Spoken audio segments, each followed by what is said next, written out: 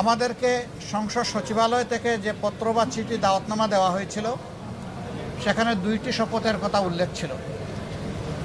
বলা হয়েছিল সংসদ সদস্য হিসাবে আমরা প্রথমে শপথ নিব, একটা সাদা ফর্ম আমাদেরকে বিলি করা হবে, প্রয়োজনীয় লেখাজোখা শেষ করে আমরা সেটা জমা দেব।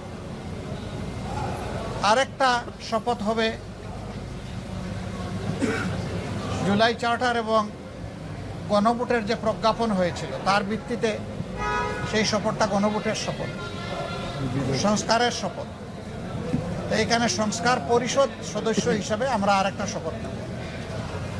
আমরা হলে প্রবেশ করার পরে সংসদ সচিব আমাদেরকে জিজ্ঞেস করলেন যে স্যার, সকালবেলা সরকারি দল তারা শপথ নিয়েছেন, তারা শুধু সংসদ সদস্য হিসাবে শপথ নিয়েছেন, আপনারা কি করবেন?